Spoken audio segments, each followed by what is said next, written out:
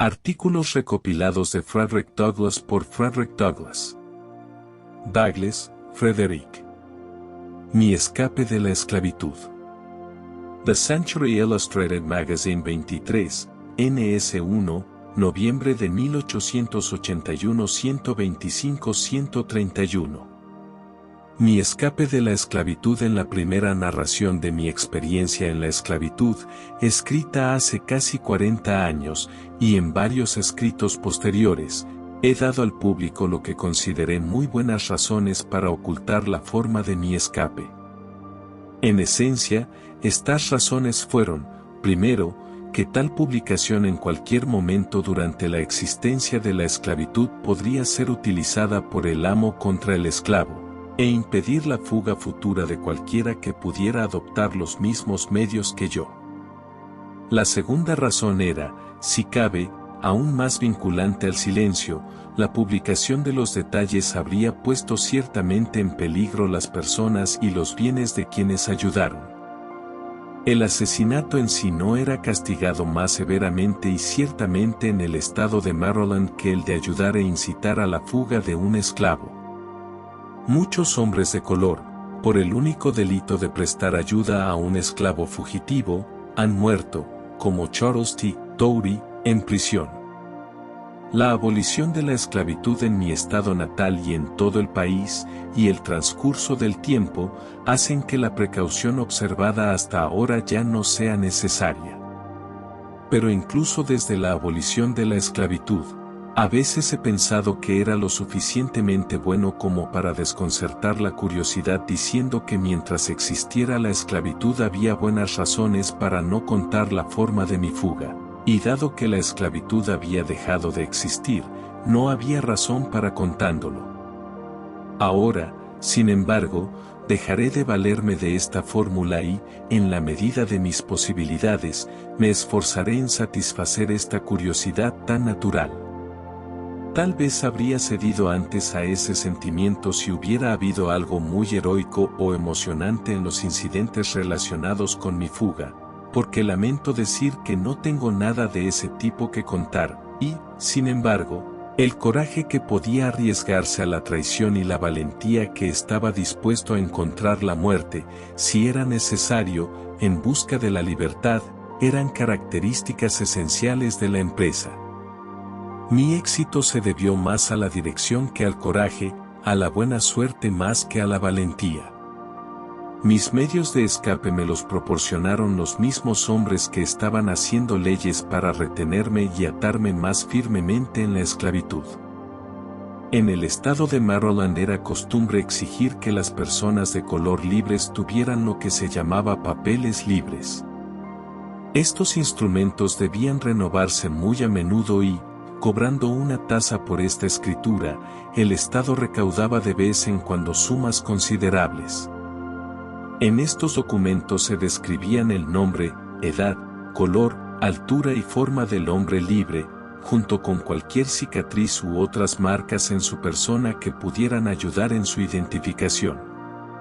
En cierta medida, este dispositivo se derrotó a sí mismo, ya que se podía encontrar que más de un hombre respondía a la misma descripción general.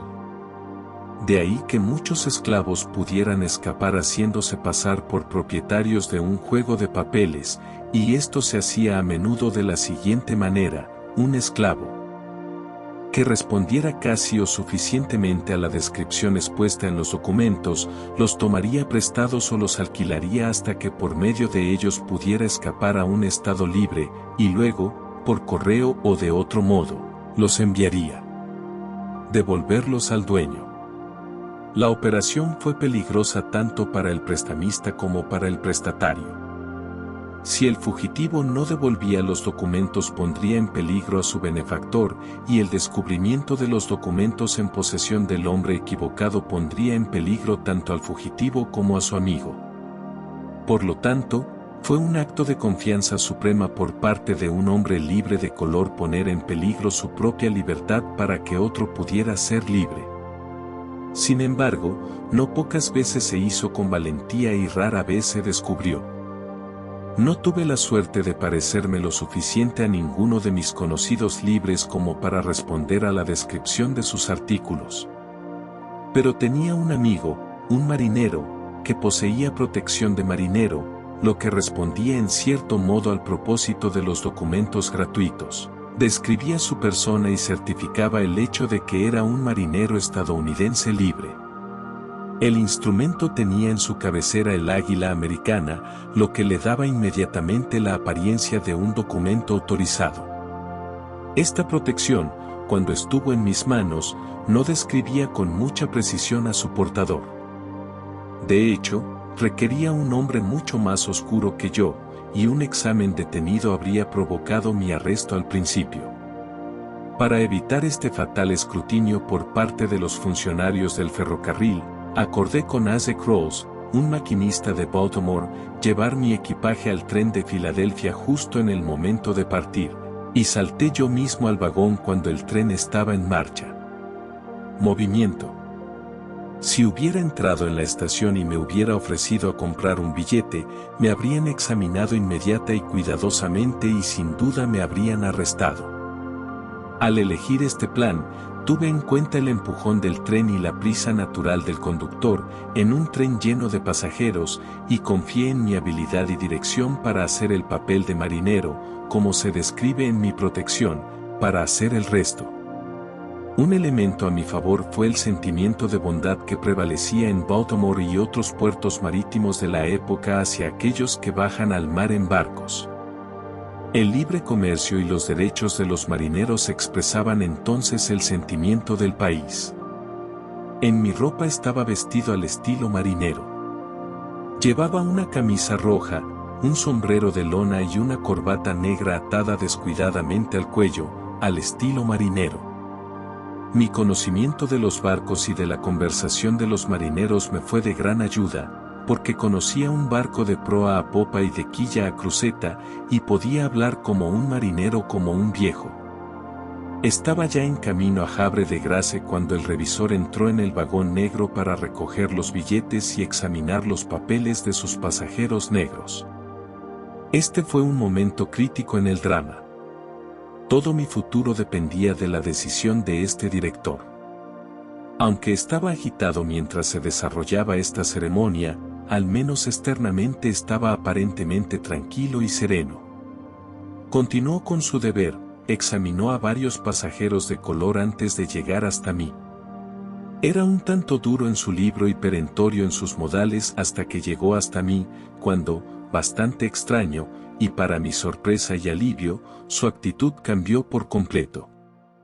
Al ver que no le presentaba fácilmente mis papeles libres, como lo habían hecho las otras personas de color en el auto, me dijo, en amistoso contraste con su actitud hacia los demás, «¿Supongo que tienes tus papeles libres?» A lo que respondí, «No señor, nunca llevo conmigo mis documentos gratuitos al mar». «Pero tienes algo que demuestra que eres un hombre libre, ¿no?» «Sí, señor», respondí, «tengo un papel con el American Eagle y eso me llevará por todo el mundo». Con esto saqué de mi profundo bolsillo marinero mi protección de marinero, como antes describí. Una simple mirada al periódico le satisfizo, aceptó mi billete y siguió con sus asuntos. Este momento fue uno de los más ansiosos que jamás haya experimentado.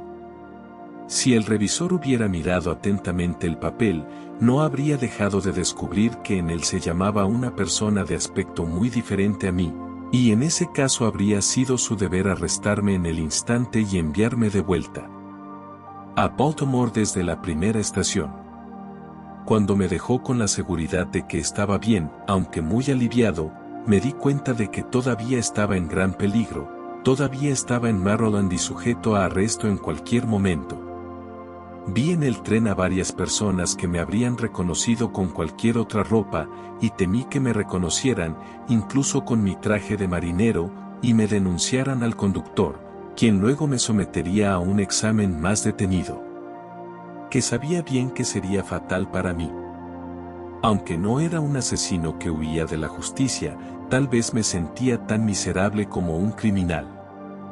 El tren se movía a una velocidad muy alta para esa época de viajes ferroviarios, pero en mi opinión ansiosa se movía demasiado lento. Los minutos eran horas y las horas eran días durante esta parte de mi vuelo. Después de Maryland, debía pasar por Delaware, otro estado esclavista, donde los cazadores de esclavos generalmente esperaban a sus presas. Porque no era en el interior del estado, sino en sus fronteras, donde estos perros humanos estaban más vigilantes y activos. Las líneas fronterizas entre la esclavitud y la libertad eran las peligrosas para los fugitivos. El corazón de ningún zorro o ciervo, con perros hambrientos persiguiéndolo, podría haber latido más ansiosamente o más ruidosamente que el mío desde el momento en que salí de Baltimore hasta que llegué a Filadelfia. El paso del río Susquehanna en Havre de Grace se hacía en aquella época en un ferry, a bordo del cual encontré a un joven de color llamado Nichols, que estuvo a punto de traicionarme. Él era un mano en el barco, pero, en lugar de ocuparse de sus asuntos, insistió en conocerme y hacerme preguntas peligrosas sobre a dónde iba, cuándo regresaría, etc. Me alejé de mi antiguo e inconveniente tan pronto como pude hacerlo decentemente, y me dirigí a otra parte del barco. Una vez cruzado el río, me encontré con un nuevo peligro.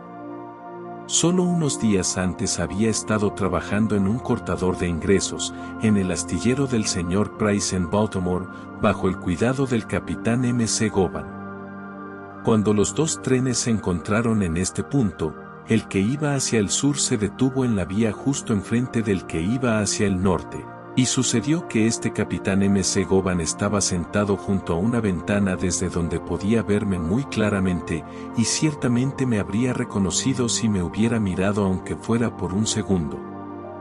Afortunadamente, con la prisa del momento, no me vio, y los trenes pronto se cruzaron en sus respectivos caminos.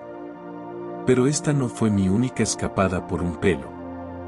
Un herrero alemán a quien conocía bien estaba en el tren conmigo y me miró muy fijamente, como si creyera haberme visto antes en algún lugar de sus viajes. Realmente creo que él me conocía, pero no tenía corazón para traicionarme. De todos modos, me vio escapar y guardó silencio. El último punto de peligro inminente, y el que más temía, era Wilmington. Aquí dejamos el tren y tomamos el barco de vapor hacia Filadelfia. Al hacer el cambio aquí nuevamente tuve miedo de que me arrestaran, pero nadie me molestó, y pronto me encontré en el ancho y hermoso Delaware, alejándome a toda velocidad hacia la ciudad cuáquera. Al llegar a Filadelfia por la tarde, le pregunté a un hombre de color cómo podría llegar a Nueva York. Me indicó la estación de William Street, y allí fui, tomando el tren esa noche. Llegué a Nueva York el martes por la mañana tras haber completado el viaje en menos de 24 horas. Mi vida libre comenzó el 3 de septiembre de 1838. En la mañana del 4 de ese mes, después de un viaje ansioso y muy peligroso pero seguro, me encontré en la gran ciudad de Nueva York, un hombre libre, uno más añadido. A la poderosa multitud que, como las confusas olas del mar turbulento, se agitaba de un lado a otro entre los altos muros de Broadway. Aunque deslumbrado por las maravillas que me encontraban por todas partes, mis pensamientos no podían apartarse mucho de mi extraña situación. Por el momento, los sueños de mi juventud y las esperanzas de mi madurez se cumplieron por completo. Los lazos que me habían unido al viejo maestro se rompieron. Ningún hombre tenía ahora derecho a llamarme su esclavo o ejercer dominio sobre mí. Estaba en la agitación de un mundo al aire libre, para arriesgarme con el resto de su ocupado número. A menudo me han preguntado cómo me sentí cuando me encontré por primera vez en suelo libre. En mi experiencia casi no hay nada sobre lo que no pueda dar una respuesta más satisfactoria. Un mundo nuevo se había abierto ante mí. Si la vida es más que el aliento y la rápida ronda de sangre, viví más en ese día que en un año de mi vida de esclavo. Fue un momento de gozosa emoción que las palabras no pueden sino describir mansamente. En una carta escrita a un amigo poco después de llegar a Nueva York, dije, me sentí como uno podría sentirse al escapar de una cueva de leones hambrientos. Se pueden representar la angustia y el dolor, como la oscuridad y la lluvia, pero la alegría y el gozo, como el arco iris, desafían la habilidad de la pluma o el lápiz. Durante 10 o 15 años había estado arrastrando, por así decirlo, una pesada cadena que ninguna de mis fuerzas podía romper. No solo era un esclavo, sino un esclavo de por vida. Podría llegar a ser marido, padre, anciano, pero en todo momento, desde el nacimiento hasta la muerte, desde la cuna hasta la tumba, me sentí condenado. Todos los esfuerzos que había hecho anteriormente para asegurar mi libertad no solo habían fracasado, sino que solo parecieron remachar mis grilletes con más firmeza y hacer más difícil mi fuga. Desconcertado, enredado y desanimado, en ocasiones me había preguntado, ¿no puede mi condición, después de todo, ser obra de Dios y ordenada con un propósito sabio? Y, de ser así, ¿no es la sumisión mi deber? En realidad, desde hacía mucho tiempo se libraba en mi mente una lucha entre la clara conciencia del derecho y las plausibles adaptaciones de la teología y la superstición.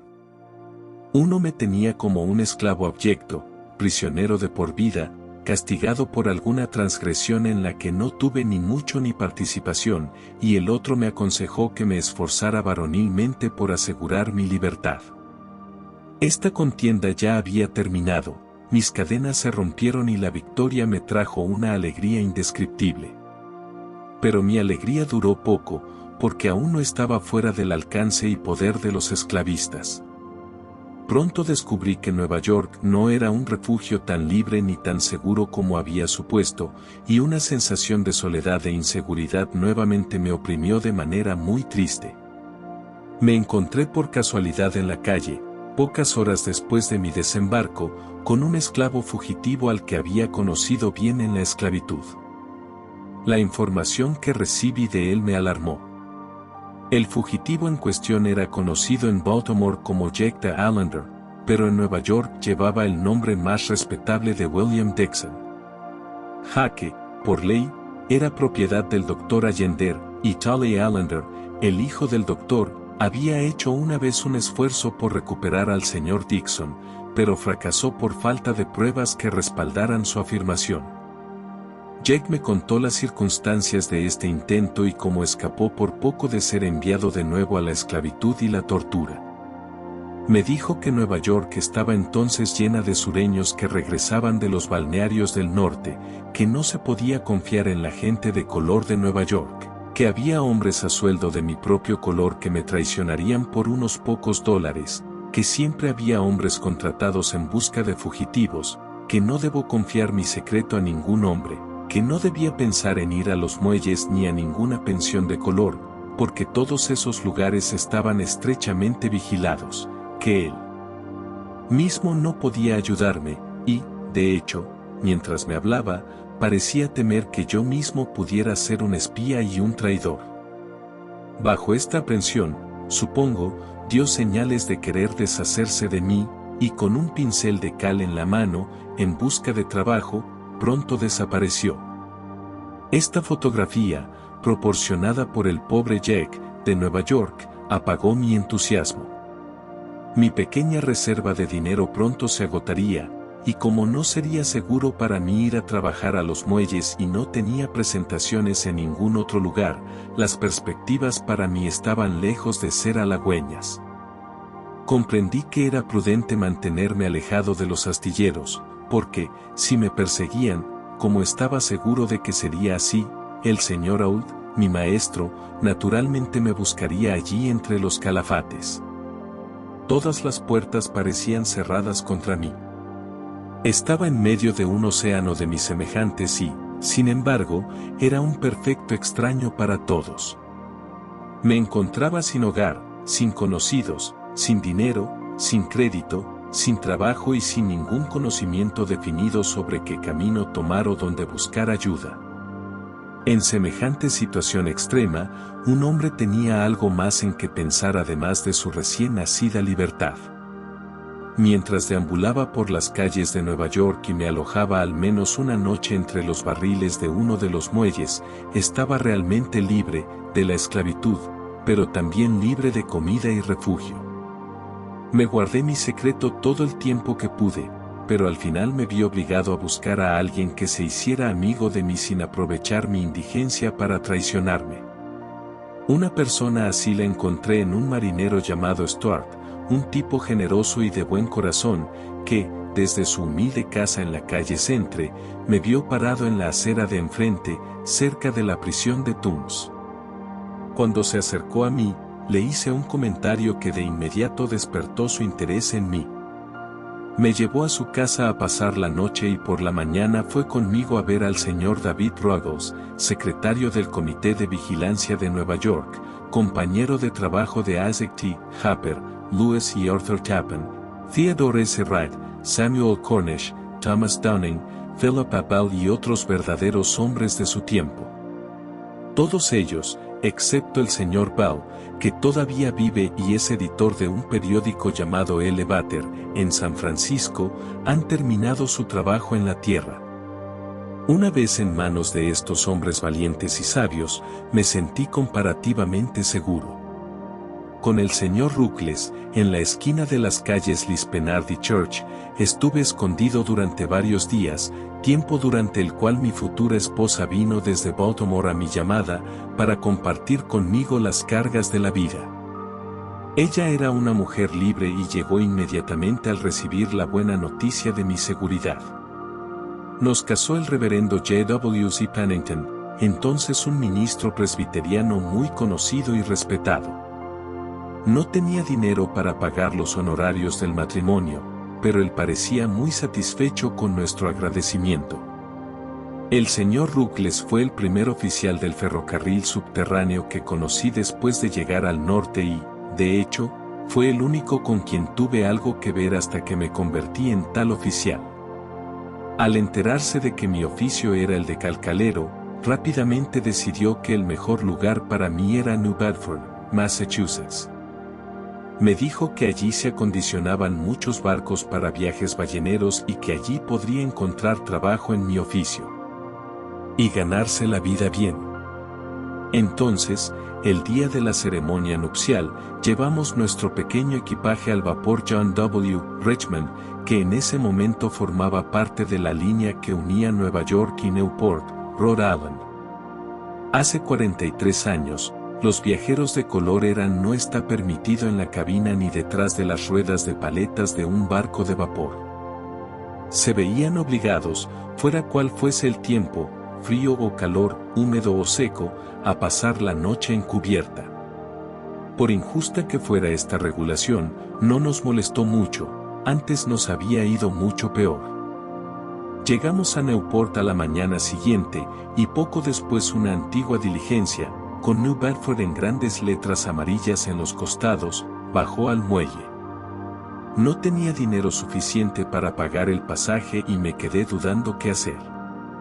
Afortunadamente para nosotros, había dos caballeros cuáqueros que estaban a punto de subir al escenario, los amigos William Z.B. y Joseph Ricketson, quienes de inmediato discernieron nuestra verdadera situación y, de una manera particularmente tranquila, se dirigieron a mí. Señor Tabe, dijo, entra tú. Nunca obedecí una orden con tanta presteza y pronto nos pusimos en camino hacia nuestro nuevo hogar. Cuando llegamos al puente de piedra, los pasajeros se apearon para desayunar y pagaron el billete al conductor. No desayunamos y, cuando me preguntaron el precio del billete, le dije al conductor que lo arreglaría con él cuando llegáramos a New Bedford. Esperaba alguna objeción de su parte, pero no hizo ninguna. Sin embargo, cuando llegamos a New Bedford, tomó nuestro equipaje, incluidos 3 libros de música, 2 de ellos colecciones de Dier y 1 de Chow, y los retuvo hasta que pude canjearlos pagándole la cantidad debido a nuestros paseos. Esto se hizo pronto, porque el señor Nathan Johnson no solo me recibió amable y hospitalariamente, sino que, al ser informado de nuestro equipaje, inmediatamente me prestó los $2 para arreglar cuentas con el conductor de la diligencia. El señor y la señora Nathan Johnson llegaron a una buena vejez y ahora descansan de sus labores. Tengo muchas obligaciones agradecidas hacia ellos.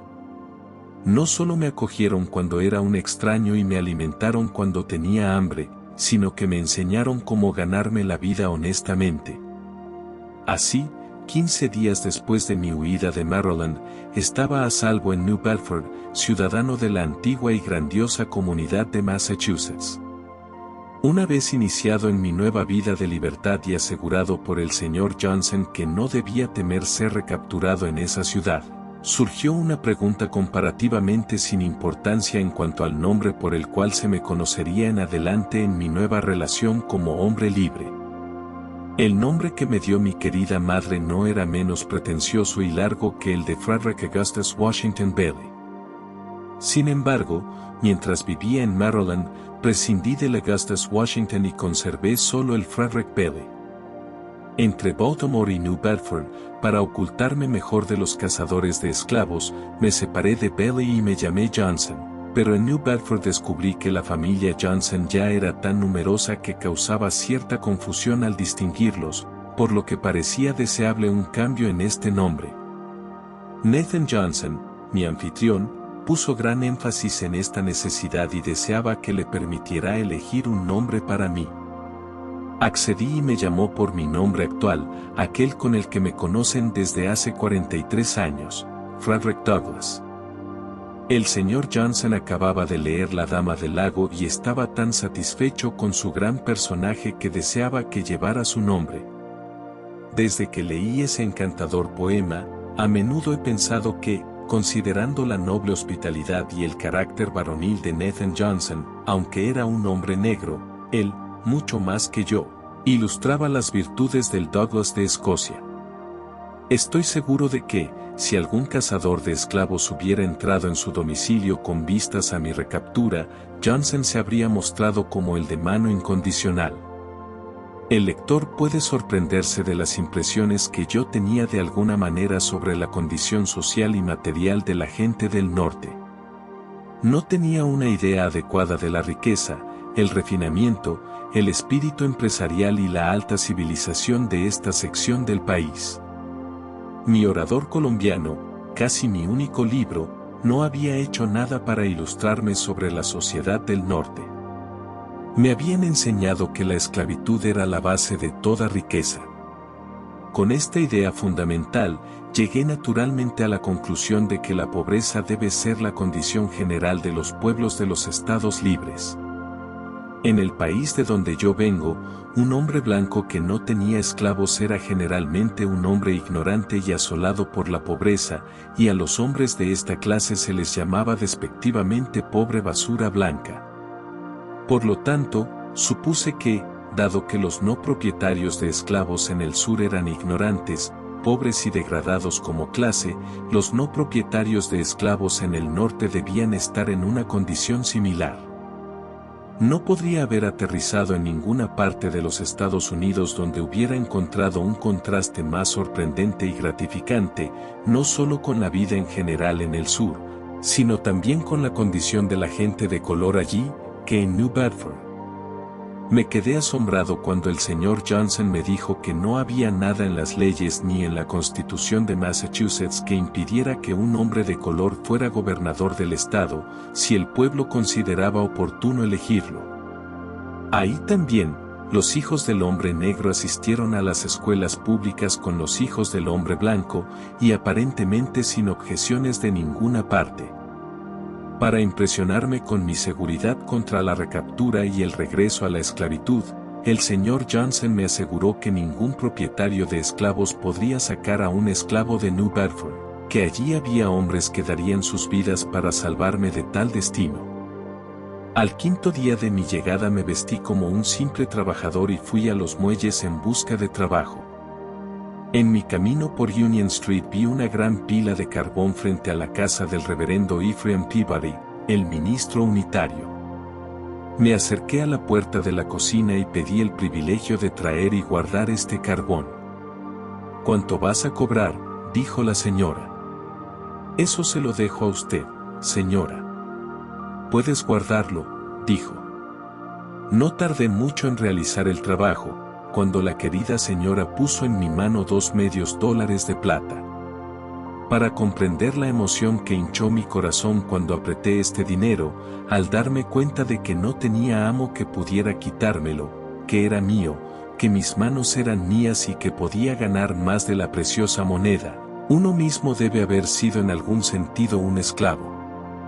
Mi siguiente trabajo fue estibar un balandro en Uncle Ged, muelle de Howland, con un cargamento de petróleo para Nueva York. No solo era un hombre libre, sino un trabajador libre, y ningún amo estaba listo al final de la semana para apoderarse de mis duras ganancias. La temporada se estaba retrasando y había mucho trabajo.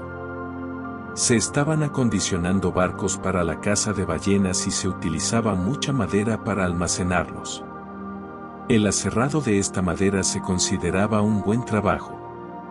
Con la ayuda del viejo amigo Johnson, bendiciones para su memoria, conseguí una sierra y $1 y me puse a ello.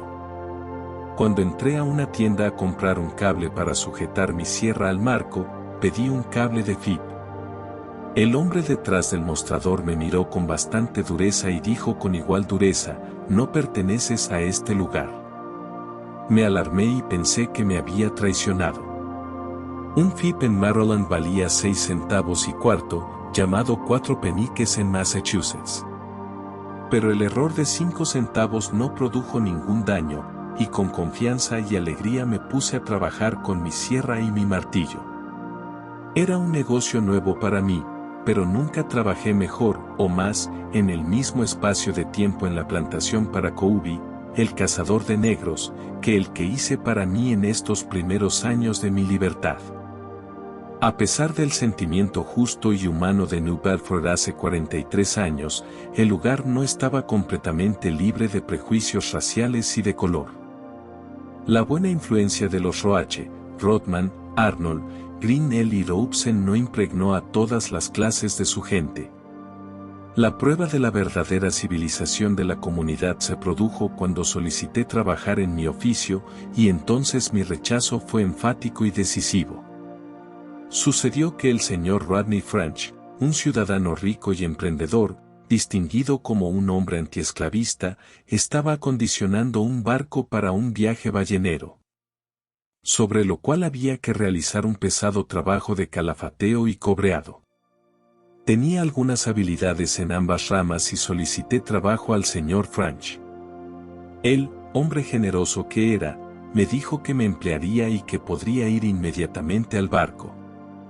Le obedecí, pero al llegar al escenario de flotación, donde otros, calcaladores estaban trabajando, me dijeron que todos los hombres blancos abandonarían el barco, en su estado inacabado, si yo les daba un golpe en mi negocio. Este trato incivil, inhumano y egoísta no me resultó tan escandaloso en aquel momento como me parece ahora. La esclavitud me había acostumbrado a las dificultades que hacían que los problemas ordinarios me resultaran livianos. Si hubiera trabajado en mi oficio, podría haber ganado $2 al día, pero como trabajador común recibía solo $1. La diferencia era de gran importancia para mí, pero si no podía conseguir $2, me alegraba conseguir uno, y entonces entré a trabajar para el señor French como jornalero común. La conciencia de que era libre, que ya no era un esclavo, me mantuvo alegre bajo esta y muchas proscripciones similares, que estaba destinado a enfrentar en New Bedford y en otros lugares del suelo libre de Massachusetts. Por ejemplo, aunque los niños de color asistían a las escuelas y eran tratados amablemente por sus profesores, el liceo de New Bedford se negó, hasta varios años después de mi residencia en esa ciudad, a permitir que ninguna persona de color asistiera a las conferencias impartidas en su salón. No se abandonó el curso hasta que hombres como Charles Sumner, Theodore Parker, Ralph Waldo Emerson y Horace Mann se negaron a dar conferencias mientras existía tal restricción. Al estar satisfecho de que no podía depender de mi oficio en New Bedford para ganarme la vida, me preparé para hacer cualquier tipo de trabajo que se me pusiera a la mano. Corté madera, paleé carbón, cavé sótanos, moví basura de los patios traseros, trabajé en los muelles, cargué y descargué barcos y registré sus cabañas.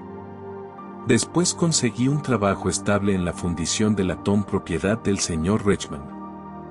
Mi deber aquí era soplar el fuelle, girar la grúa y vaciar los frascos en los que se hacían las piezas fundidas, y a veces este era un trabajo pesado y caluroso. Los artículos producidos aquí eran principalmente para el trabajo naval, y en la temporada alta la fundición trabajaba día y noche. A menudo he trabajado 2 noches y todos los días laborables de la semana. Mi capataz, el señor Cobb, era un buen hombre y más de una vez me protegió de los abusos que una o más manos estaban dispuestas a lanzarme. Mientras estaba en esta situación, tuve poco tiempo para mejorar mentalmente. El trabajo duro, día y noche, sobre un horno lo suficientemente caliente como para mantener el metal corriendo como agua, era más favorable a la acción que al pensamiento. Sin embargo, aquí a menudo clavaba un periódico en el poste cerca de mi fuelle y leía mientras realizaba el movimiento hacia arriba y hacia abajo de la pesada viga mediante la cual se inflaba y descargaba el fuelle. Fue la búsqueda del conocimiento en condiciones de dificultad, y ahora recuerdo eso, después de tantos años, con cierta complacencia y un poco de asombro de haber podido ser tan serio y perseverante en cualquier otro objetivo que no fuera el de mi pan de cada día. Ciertamente no vi nada en la conducta de quienes me rodeaban que me inspirara tal interés, todos se dedicaban exclusivamente a lo que sus manos encontraban para hacer. Me alegra poder decir que, durante mi participación en esta fundición, nunca se presentó ninguna queja en mi contra por no haber hecho mi trabajo y hacerlo bien. El fuelle que accionaba con fuerza principal fue movido, después de mi partida, por una máquina de vapor. Douglas, Federico. Reconstrucción. Atlántico Mensual 181866, 761-765. Reconstrucción. La reunión de la segunda sesión del 39º Congreso bien podría ser la ocasión para pronunciar algunas palabras serias sobre el ya muy trillado tema de la reconstrucción. Pocas veces un cuerpo legislativo ha sido objeto de una solicitud más intensa o de aspiraciones más sinceras y ardientes. Existen las mejores razones para este profundo interés. Esto debe abordar con valentía cuestiones de gran importancia que quedaron sin decidir en la última sesión del Congreso. Ninguna escaramuza política servirá. La ocasión exige habilidad política. Si la tremenda guerra tan heroicamente librada y tan victoriosamente terminada pasará a la historia como un miserable fracaso, sin resultados permanentes, un escandaloso e impactante desperdicio de sangre y tesoro, una lucha por el imperio, como la caracterizó horroroso, sin valor.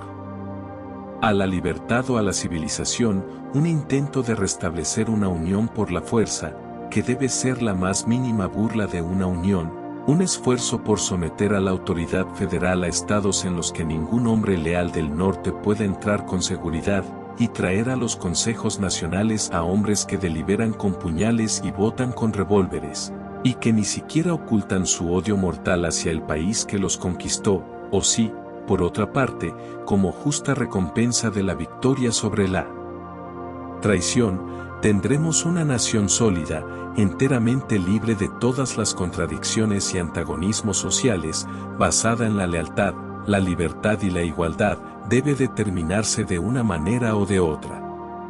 Otros por la presente sesión del Congreso. En realidad, la última sesión no hizo nada que pueda considerarse definitivo en cuanto a estas cuestiones. El proyecto de ley de derechos civiles y el proyecto de ley de la Oficina de Libertos y las enmiendas constitucionales propuestas, con la enmienda ya adoptada y reconocida como la ley del país, no llegan a la dificultad, y no pueden hacerlo, a menos que se cambie toda la estructura del gobierno de un gobierno por los estados a algo así como un gobierno central despótico, con poder para controlar incluso las regulaciones municipales de los estados y hacerlas conformes a su propia voluntad. Despótica. Si bien subsiste la idea del derecho de cada estado a controlar sus propios asuntos locales, idea, dicho sea de paso, más profundamente arraigada en las mentes de los hombres de todos los sectores del país que quizás cualquier otra idea política, ninguna afirmación general de los derechos humanos puede tener valor práctico. Cambiar el carácter del gobierno en este momento no es posible ni deseable. Lo único que hay que hacer es hacer que el gobierno sea coherente consigo mismo y hacer compatibles los derechos de los estados con los derechos sagrados de la naturaleza humana. El brazo del gobierno federal es largo, pero demasiado corto para proteger los derechos de los individuos en el interior de estados distantes. Deben tener el poder de protegerse a sí mismos o quedarán desprotegidos, a pesar de todas las leyes que el gobierno federal puede imponer al Código Legislativo Nacional. La esclavitud, como todos los demás grandes sistemas de maldad, fundados en las profundidades del egoísmo humano y que existen desde hace siglos, no ha descuidado su propia conservación. Ha ejercido constantemente una influencia sobre todos los que lo rodean favorable a su propia continuidad. Y hoy es tan fuerte que podría existir, no solo sin ley, sino incluso contra ella. Las costumbres, la moral y la religión están de su lado en todas partes del sur, y cuando se añade la ignorancia y el servilismo del exesclavo a la inteligencia y la autoridad acostumbrada del amo, se tienen las condiciones. No a partir de las cuales la esclavitud volverá a crecer, pero bajo las cuales es imposible que el gobierno federal la destruya por completo. A menos que el gobierno federal esté armado de poder despótico, borrar la autoridad del Estado y colocar un oficial federal en cada encrucijada. Esto, por supuesto, no se puede hacer, y no se debería hacer, incluso si se pudiera. La verdadera manera y la más fácil es hacer que nuestro gobierno sea enteramente coherente consigo mismo y dar a cada ciudadano leal el sufragio electivo, un derecho y un poder que estarán siempre presentes y formarán un muro de fuego para su protección. Una de las invaluables compensaciones de la última rebelión es la revelación sumamente instructiva que hizo sobre la verdadera fuente de peligro para el gobierno republicano. Independientemente de lo que se tolere en los gobiernos monárquicos y despóticos, ninguna república está a salvo si tolera a una clase privilegiada o niega a cualquiera de sus ciudadanos los mismos derechos y los mismos medios para mantenerlos. Lo que era teoría antes de la guerra se ha convertido en realidad gracias a la guerra. Hay motivos para estar agradecidos incluso por la rebelión. Es un maestro impresionante, aunque severo y terrible. En ambos personajes nos ha llegado, y quizás en ambos era necesario. Es un instructor que nunca se adelanta un día a su tiempo, porque llega solo cuando todos los demás medios de progreso e iluminación han fallado. Ya sea el esclavo oprimido y desesperado, que ya no puede reprimir sus profundos anhelos de virilidad, o el tirano, en su orgullo e impaciencia, toma la iniciativa y asesta el golpe para lograr un control más firme y un periodo más prolongado de opresión, el resultado es lo mismo, la sociedad está instruida, o puede estarlo. Tales son las limitaciones de la mente común, y tan absolutamente absorbentes son las preocupaciones de la vida común, que solo unos pocos entre los hombres pueden discernir a través del brillo y el deslumbramiento de la prosperidad actual los oscuros contornos de los desastres que se avecinan. Aunque es posible que hayan llegado a nuestras mismas puertas y ya estén a poca distancia de ataque. La costura abierta y el perno corroído ocultan sus defectos al marinero hasta que la tormenta llama a todas las manos a las bombas. De hecho, los profetas abundaban antes de la guerra, pero ¿a quién le importan los profetas mientras sus predicciones siguen sin cumplirse y las calamidades que cuentan están enmascaradas detrás de un resplandor cegador de prosperidad nacional? Se pregunta, dijo Henry Clay, en una ocasión memorable, ¿la esclavitud nunca llegará a su fin? Esa pregunta, dijo, se formuló hace 50 años y ha sido respondida por 50 años de prosperidad sin precedentes. A pesar de la elocuencia de los fervientes abolicionistas, derramada contra la esclavitud durante 30 años, incluso ellos deben confesar que, en todas las probabilidades del caso, ese sistema de barbarie habría continuado sus horrores mucho más allá de los límites del siglo XIX. Siglo de no haber sido por la rebelión, y tal vez solo hayan desaparecido finalmente en un conflicto feroz, incluso más feroz y sangriento que el que ahora ha sido reprimido. No es un menosprecio a la verdad el hecho de que solo puede prevalecer donde prevalece la razón. La guerra comienza donde termina la razón. Lo peor que la rebelión es lo que causa la rebelión. ¿Qué es eso? Nos lo han enseñado a nuestra costa. Ahora queda por ver si tenemos el coraje necesario para eliminar por completo esa causa de la República. En cualquier caso, a esta gran obra de regeneración nacional y purificación entera el Congreso debe ahora dirigirse, con el firme propósito de que esta vez la obra se realice a fondo. Los mortales upas, raíz y rama, hoja y fibra, cuerpo y savia, deben ser completamente destruidos.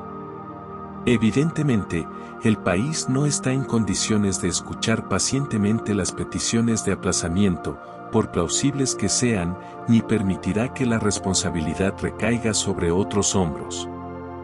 La autoridad y el poder son aquí proporcionales al deber impuesto. No hay sombras arrojadas por las nubes que oscurezcan el camino.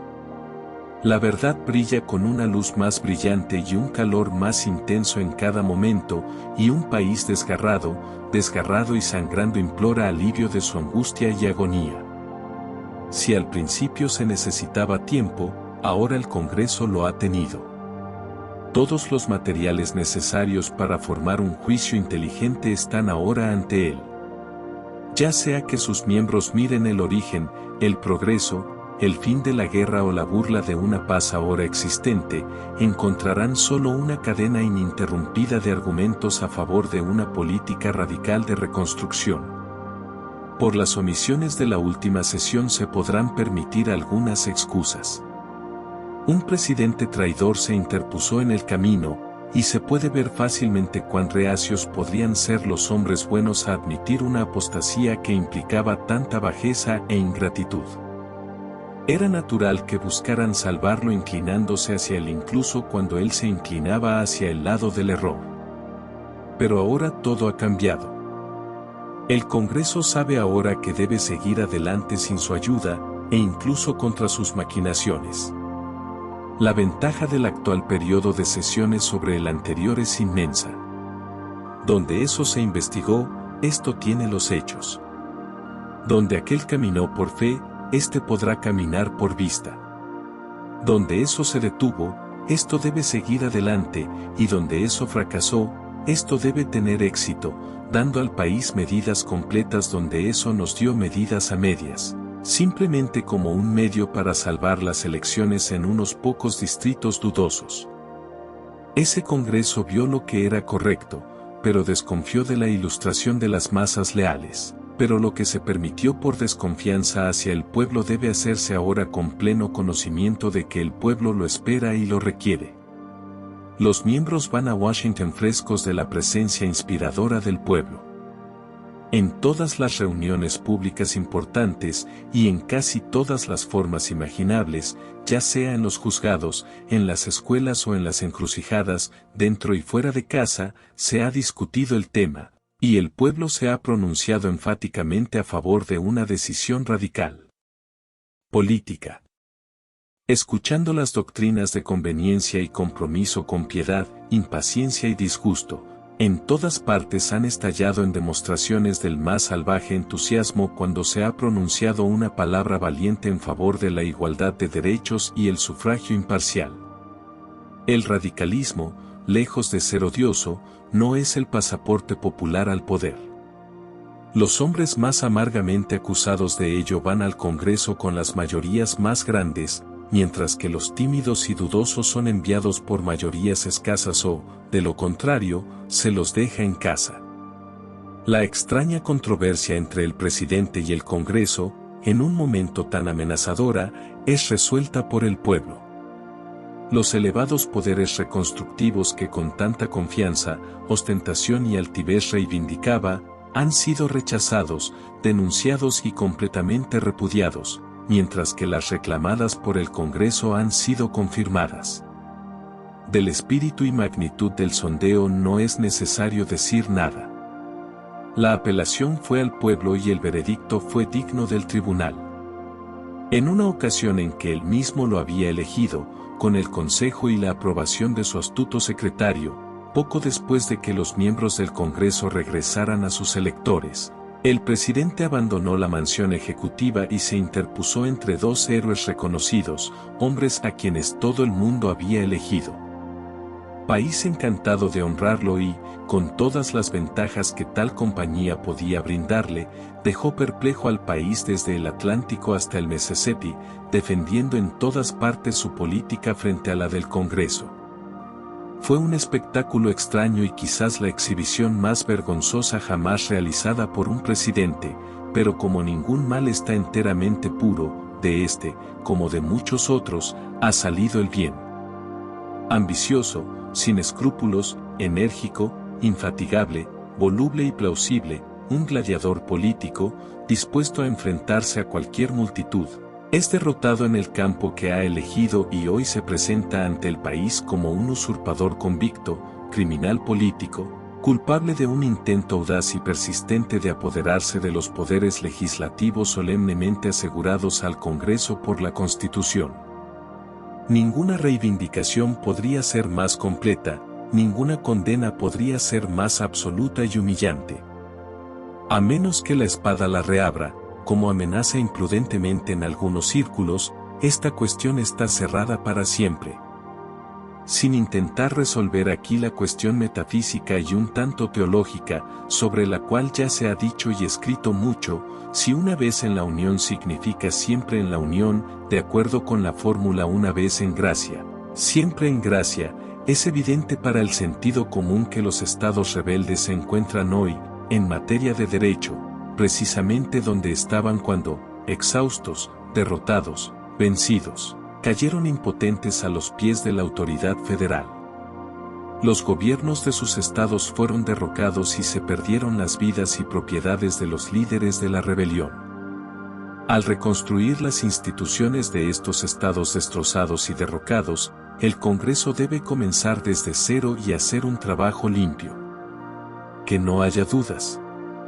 Sería una deferencia cobarde hacia un presidente derrotado y traidor, si se hiciera alguna explicación de los gobiernos ilegítimos, unilaterales y falsos que se apresuraron a existir con un propósito maligno en ausencia del Congreso. Estos supuestos gobiernos, que nunca estuvieron sometidos al pueblo, y de cuya participación 4 millones de personas leales fueron excluidos por orden presidencial, ahora deberían ser tratados según su verdadero carácter, como farsas e imposiciones, y suplantados por gobiernos verdaderos y legítimos. Gobiernos, en cuya formación participarán hombres leales, blancos y negros. Sin embargo, no está dentro del alcance de este documento señalar los pasos precisos que deben tomarse y los medios que deben emplearse. La gente está menos preocupada por esto que por el gran fin que debe alcanzarse. Exigen una reconstrucción que ponga fin al actual estado anárquico de cosas en los últimos estados rebeldes, donde se perpetran espantosos asesinatos y masacres en masa en la misma presencia de soldados federales. Este horrible negocio que exigen cesará.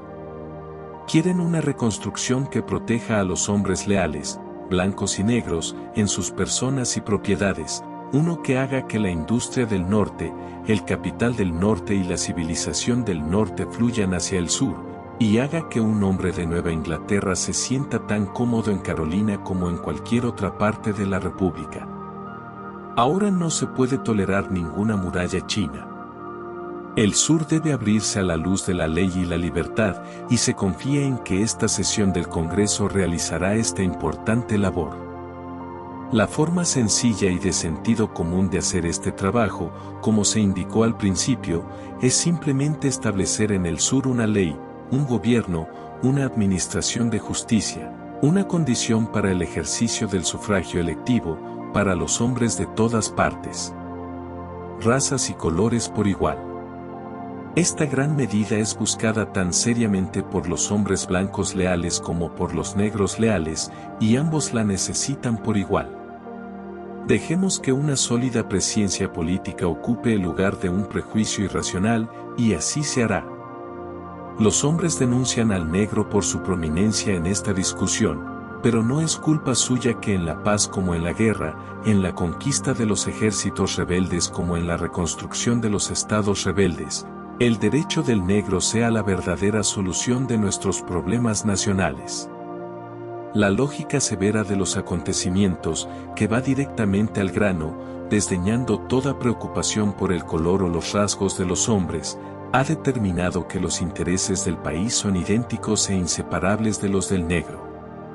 La política que emancipó y armó a los negros, ahora considerada sabia y apropiada por los más tontos, no fue ciertamente exigida con más severidad que ahora la política de emancipación. Si con el negro hubo éxito en la guerra, y sin el fracaso, en la paz se verá que la nación debe caer o florecer con el negro. Afortunadamente, la Constitución de los Estados Unidos no distingue entre ciudadanos por motivos de color. Tampoco conoce diferencia alguna entre un ciudadano de un estado y un ciudadano de los Estados Unidos. La ciudadanía evidentemente incluye todos los derechos de los ciudadanos, ya sean estatales o nacionales.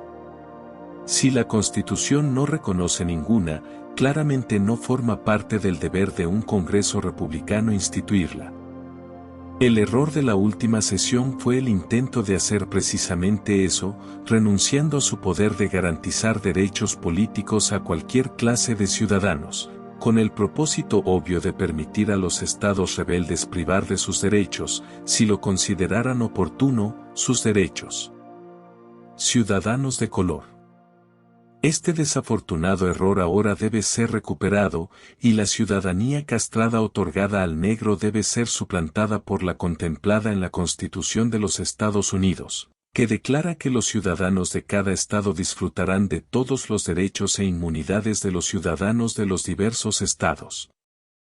Para que un elector legal en cualquier estado sea un elector legal en todos los estados.